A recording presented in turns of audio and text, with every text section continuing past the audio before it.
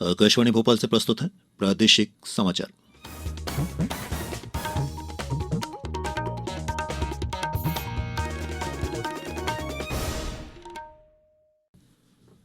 नमस्कार, समाचारों के साथ मैं प्रशांत सेंगर। सबसे पहले एक अपील। देश में कोरोना संक्रमण में तेजी से वृद्धि हो रही है। आपसे अपील है कि आप स्वयं सावधान रहें और 15 से 18 वर्ष के किशोर और अन्य लोगों को भी टीकाकरण के लिए प्रेरित करें। कोरोना के नए वायरस ओमिक्रॉन से चिंताएं बढ़ गई हैं। बचाव के लिए कृपया इन 3 सरल उपायों का पालन अवश्य करें। मास्क लगाएं, 2 गज की सुरक्षित दूरी बनाए रखें और हाथ और चेहरा साफ रखें।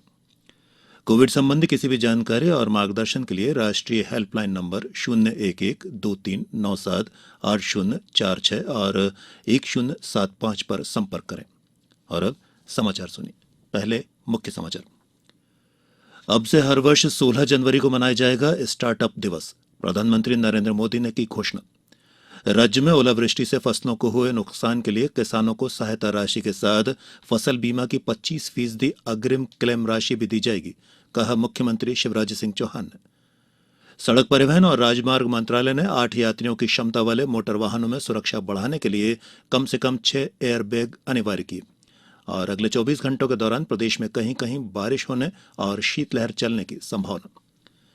और अब समाचार विस्तार से। प्रधानमंत्री नरेंद्र मोदी ने कहा है कि नया वर्ष देश में स्टार्टअप उद्यमियों के लिए कई संभावनाएं लेकर आया है। उन्होंने कहा कि हर साल 16 जनवरी को स्टार्टअप दिवस मनाया जाएगा। आज वीडियो कॉन्फ्रेंस के माध्यम से स्टार्टअप उद्यमियों के साथ संवाद में उन्होंने कहा कि देश आजादी की 75वीं वर्षगांठ मना रहा है और जब आजादी के 100 वर्ष पूरे हो जाएंगे तब देश की प्रगति में स्टार्टअप की भूमिका बहुत अहम होगी। उन्होंने मौजूदा दशक को नवाचार और नई सोच का युग बताते हुए कहा कि ग्रामीण अर्थव्यवस्था से लेकर उद्योगों तक हमारी जरूरतें और क्षमताएं असीमित हैं। उन्होंने कहा कि नवाचार को बढ़ावा देने के लिए देश भर में 9,000 से ज्यादा अटल टिंकरी प्रयोगशालाएं बनाई गई हैं। मुख्यमंत्री शिवराज सिंह चौहान ने कहा है कि ओलावृष्टि से फसलों को हुए नुकसान की पूरी भरपाई की जाएगी।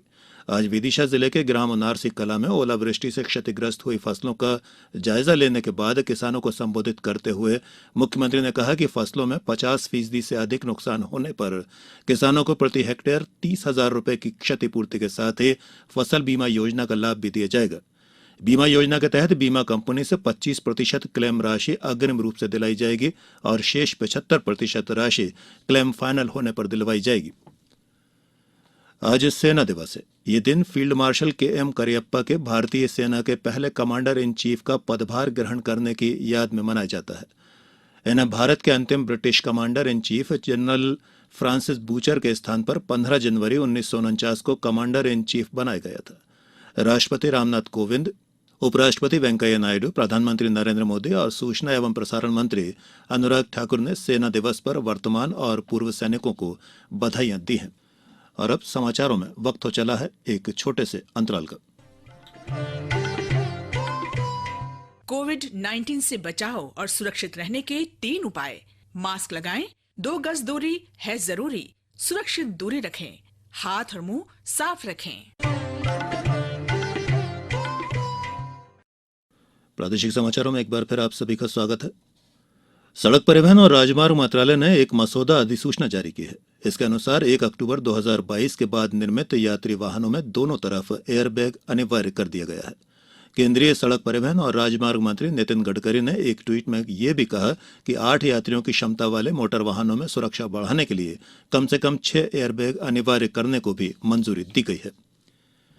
गणतंत्र दिवस समारोह के कार्यक्रम अब हर साल 24 जनवरी की बजाय 23 जनवरी से प्रारंभ होंगे। केंद्र सरकार ने नेताजी सुभाष चंद्र बोस की जयंती के दिन से इसकी शुरुआत करने का फैसला किया है। सुभाष चंद्र बोस की जयंती देश भर में पराक्रम दिवस के रूप में मनाई जाती है। मुख्यमंत्री शिवराज सिंह चौहान ने कहा है कि ग्राम स्तरीय क्राइसिस मैनेजमेंट ग्रुप के सदस्यों की कोरोना संक्रमण के नियंत्रण में महत्वपूर्ण भूमिका है। आज अपने निवास पर सरपंच संघ के प्रतिनिधियों को संबोधित करते हुए उन्होंने कहा कि टीकाकरण कोरोना संक्रमण से बचाव का सशक्त माध्यम है। इसीलिए शेष रहे लोगों के घर घर जाकर वैक्सीन लगवाने के लिए उन्हें प्रेरित किया जाए। मुख्यमंत्री ने कहा कि किशोर वर्ग के लिए चल रहे टीकाकरण में कोई भी पात्र किशोर वैक्सीनेशन से वंचित न रहे। प्रधानमंत्री नरेंद्र मोदी ने इस साल के परीक्षा पे चर्चा कार्यक्रम के लिए लोगों से पंजीकरण करने का आग्रह किया है। आज अपने एक ट्वीट में उन्होंने कहा कि परीक्षा पे चर्चा कार्यक्रम सीखने का एक शानदार अनुभव है और ये गतिशील युवाओं से जुड़ने और उनकी चुनौतियां तथा आकांक्षाओं को बेहतर तरीके से समझने का अवसर प्रदान कराता है। पिछले 24 घंटों के दौरान प्रदेश के शहडोल और जबलपुर संभागों में कहीं कहीं बारिश दर्ज हुई है। सबसे अधिक 4 सेंटीमीटर बारिश पांढुर्ना और सौंसर में दर्ज की गई, जबकि परसवाड़ा, कुरई और बिछुआ में 3 सेंटीमीटर बारिश हुई।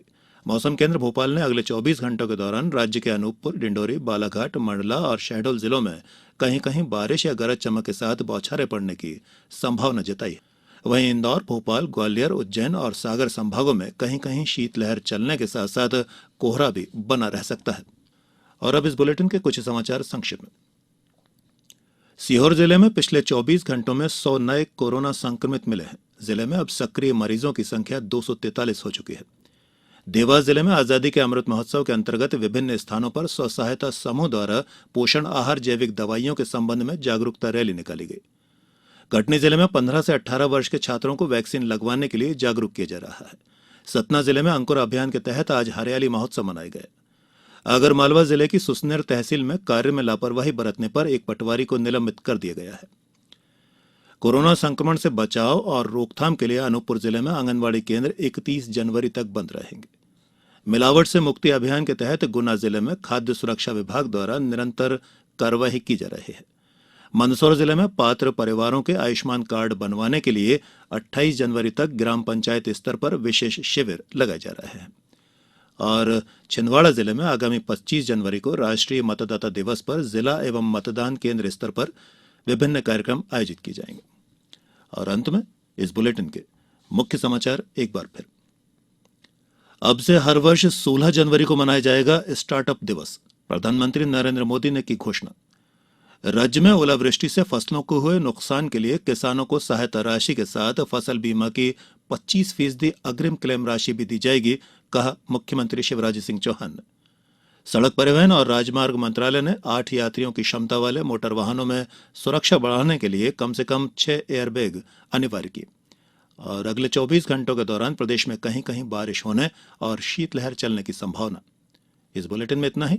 अंत में एक अपील, हमेशा ध्यान रखें, मास्क और 2 गज की दूरी, हाथ धोना भी है जरूरी।